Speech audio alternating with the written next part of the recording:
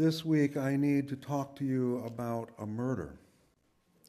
I shudder in fear of what I'll feel compelled to discuss with you next week. You know her name, Renee Nicole Good. Renee Good. Say it with me. Renee Good. Renee Good. Renee Good. That something so wrong can take place just like that should chill each and every one of us. Her last words. That's fine, dude. I'm not mad at you. Show your face. Now, in the grand scheme of things, it doesn't matter. But where Renee Good was shot and killed, on Portland Avenue South between East 33rd and 34th Streets in Minneapolis, is just blocks from where a close family of mine used to live and where I still have friends to this day. I spent a lot of time there years ago in that neighborhood. It's a neighborhood known for its engaged working class folks. For years, decades now, on the Sunday closest to May Day, the 1st of May, there is a parade that ends at Powderhorn Park, several blocks to the east of Portland Avenue South. It's the city's first civic festival of the spring, and each year there's a play acted out with dozens of huge puppets. The plot of the play varies slightly year to year, but it always goes something like this. During the previous autumn, the powers of corporate and political greed captured the sun so they could profit off the sun's light and warmth during the long Minnesota winter. They hold the sun prisoner on a tiny island on the small lake in Powderhorn Park. On May Day, to help the sun return to the people, citizens organize and work out a plan to free the sun, paddling in a canoe back to the shore of the lake where the people eagerly await the sun's return. With the return of the sun, spring finally arrives and folks can look forward to summer. Patrick, can we have the slide, please? It's political, over the top, majestic, and corny in equal measure. In short, it's a perfect way to celebrate the arrival of the few months of green in Minnesota. Here's a picture from many years ago. It looks like a great time, right? I share this with you to give you a sense of the neighborhood in which first George Floyd and now Renee Nicole Good lost their lives by agents of the state. Again, Renee's last words. That's fine, dude. I'm not mad at you. Show your face. I can't help but wonder whether these 3 short sentences and the open, neighborly expression on her face did more to trigger Jonathan Ross, her killer, than where he positioned himself in front of her car and Renee's decision to pull forward, trying to get away. Sometimes kindness is the last thing you want to encounter when you're not grounded in your own heart. Kindness can lead to anger, just like that. It's easy to guess that Ross was brought back to the incident months ago where he was dragged by that car. If you haven't, there is footage easily available of that. That sort of experience, that sort of thing will stay with anyone. Coupled with Renee's open kindness, well, the memory of that previous danger and pain, coupled so close to the reminder that maybe this woman in the car with all those stuffed animals on her dash, maybe she wasn't actually the enemy. And maybe that was all too much for Ross in that moment. We'll come back to all that shortly. Before we do, I want to go back and talk a bit about Henry David Thoreau and the book he wrote that Glenn shared parts of to us earlier. If we know Thoreau, that Unitarian and transcendentalist, we probably know of him as the author of the book Walden, published in 1854, 5 years after his short treatise on civil disobedience. The portions of the essay which Glenn shared with us earlier may sound to our ears like the right-wing rantings of someone who might be experiencing even some effects of mental illness. If you read the whole thing, it's a little clearer. But despite what may sound like rantings, Thoreau retained strong and consistent principles. The thing about Thoreau that is worth knowing for all of us today is, yes, he was a Unitarian, and that during his time on Walden Pond, he had a cabin off way in the woods, and he lived there for a year. He came across a poll tax collector who wanted 6 years of taxes that Thoreau had refused to pay in protest of the Mexican-American War. Refusing to pay, Thoreau was taken to jail until the next day someone, likely his aunt, paid the taxes for him against his will. Thoreau's civil disobedience became the framework for Mahatma Gandhi's peaceable nonviolent protest that started, and if I'm repeating myself, I may have mentioned this, started in Durban, South Africa. But it didn't tweak the conscience of the white South Africans. So he went to Britain and did similar things. And there it tweaked the conscience of a nation and then the world.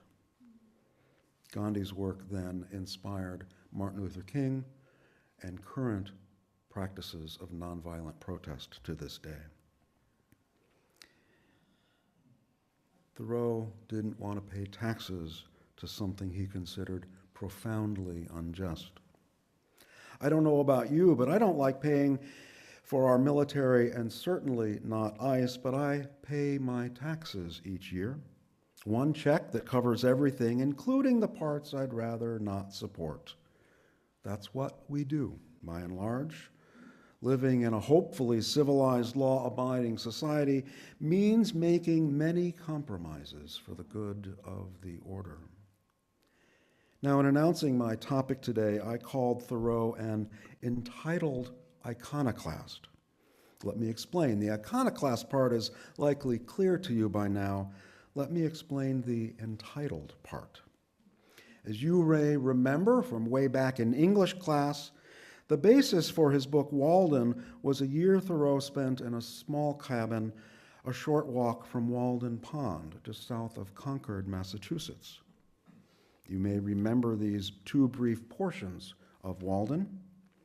Thoreau wrote, "I went to the woods because I wished to live deliberately, to front only the essential facts of life, and see if I could not learn what it had to teach, and not, when I came to die, discovered that I had not lived."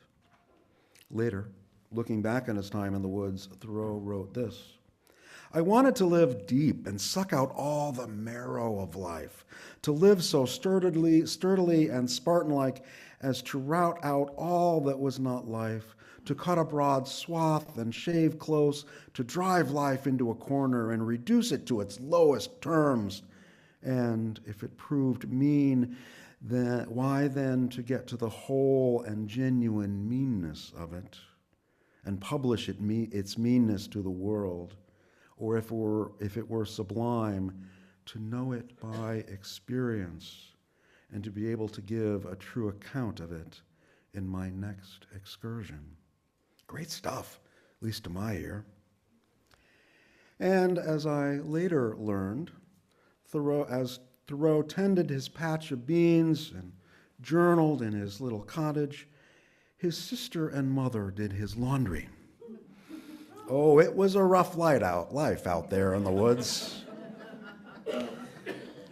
But I digress. We have graver matters before us today. In her daily post, Letters from an American, the historian Heather Cox Richardson had this to say on Friday. Beginning in 1943, the War Department, it was actually called it then, published a series of pamphlets for U.S. Army personnel in the European theater of the World War II, titled Army Talks. The series was designed, and here I quote, to help personnel become better informed men and women and therefore better soldiers. On March 24th, 1945, you see it there, the topic for the week was fascism. And it's probably hard for you to read, but I'm going to read it for you, at least parts of it. It begins, you, the soldiers, are away from home, separated from your families, no longer at a civilian job or at school, and many of you are risking your very lives, the pamphlet explained, because of a thing called fascism. But the publication asks, what is fascism? Fascism is not the easiest thing to identify and to analyze, it said, nor once in power is it easy to destroy.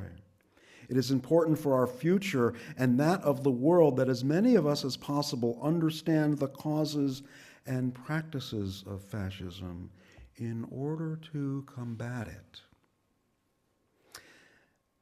The thing about good scholars is they cite their references, as Heather Cox Richardson always does.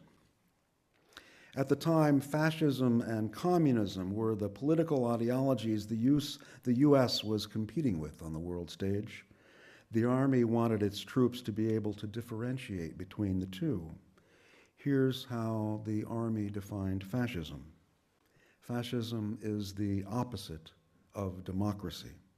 The people run democratic governments, but fascist governments run the people. And here's what it says about fascism in the United States. An American fascist seeking would not proclaim that he is a fascist. Fascism always camouflages its plans and purposes. Any fascist attempt to gain power in America would not do exactly what Hitler did in Germany. It would work under the guise of super-patriotism and super-Americanism. Fascist leaders, it continues, are neither stupid nor naive. They know that they must hand out a line that sells. To address how to stop fascism, the Army said this: the only way to prevent fascism from getting hold in America is by making our democracy work and by actively cooperating to preserve world peace and security. And listen to what it says next. Lots of things can happen inside of people when they are unemployed or hungry. They become frightened, angry, desperate, confused. Many, in their misery, seek to find somebody to blame. They look for a scapegoat as a way out. Fascism is always ready to provide one. In its bid for power, it is ready to drive wedges that will dilute the people and weaken the nation. It supplies the scapegoat. Catholics, Jews, Negroes, labor unions, big business, any group upon which the insecure and unemployed can be brought to pin the blame for their misfortune. It continues. We all know that many serious problems will face us when the war is over. If there is a period of economic stress, it will create tensions among our people, including us returning veterans.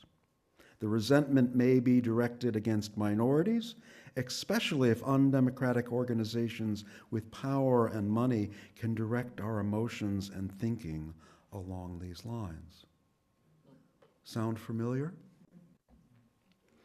Folks, I've heard the terms fascism, authoritarianism, and totalitarianism used over the last months and often in recent days.